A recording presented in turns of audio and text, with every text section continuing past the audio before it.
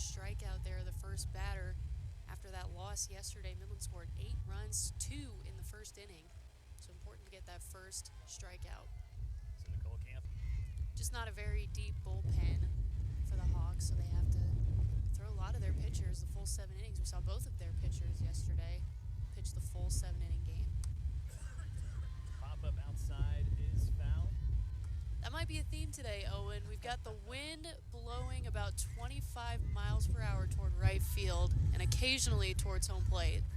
Now it's important to mention, not as bad as it was yesterday, as we both got to experience gusts over 40 miles an hour across West Texas. The temperature dropping down into the 50s. A little bit warmer today in the upper 70s. We're expecting it at 80. Now we don't have all of the numbers from yesterday, but Madison Dingman stole at least 1 base. That puts her at 94 on the season. Coach said her goal is to get to 100 by the end of the season, and she has 2 more regular season games to get there, but possibly could get it done in the conference tournament as well. Regardless, a historic feat if she hits triple digits or not. And a sacrifice grounder makes it a 1-0 game.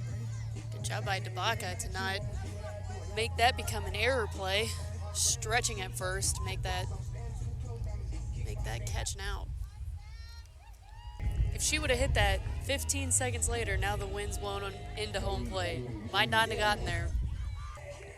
Already a visit to the circle from Coach Angel Castro. Castro very familiar with the Western Junior College Athletic Conference. She went to both of these teams' rivals, Odessa College, before finishing up her softball career in college at the University of Texas Permian Basin, also in Odessa, a Division II school. Now she's in her 3rd year with the Lady Shaps, and she is the 3rd coach in Midland College history as the softball coach. She said during our call that, what did she say? That it sucks people back in. And that's how she This felt place, when she came back. I have noticed that. I've been living here almost a year now, and that is something that I've noticed. People tend to get sucked back in. They leave West Texas, but they always find their way back. Some kind of grounder into a double play here. Get out of this inning. We're already halfway through the lineup and only 1 out.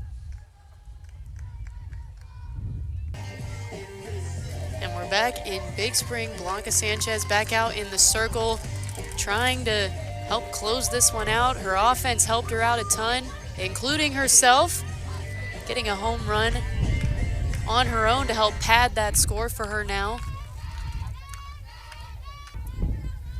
I don't think it can be understated the Chaparral's defense this afternoon and how much that has contributed to this.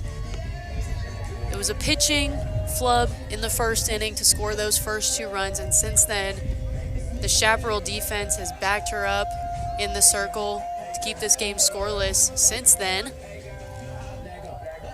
Something we saw lapse yesterday in their loss was their defense. Saw 2 errors in that game, uncharacteristic for this team that's one of the top fielding teams in the country. And a huge credit to Sanchez, as we'd mentioned, of regathering herself after that first inning that did not go the way she wanted it to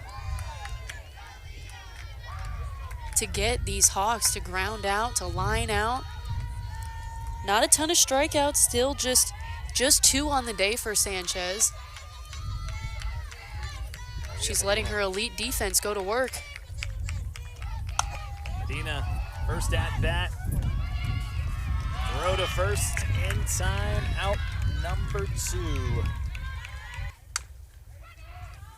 Over to De La Cruz to Zoe DeBaca, and that will do it here in Big Spring, Texas. Game 3 of a 4-game series goes to Midland with an onslaught of home runs crushed out of this park. An 11-2 win for Midland, and we talked about the concern of seeing Phillips at the circle again. She did a great job early, but at the end just couldn't finish off the job.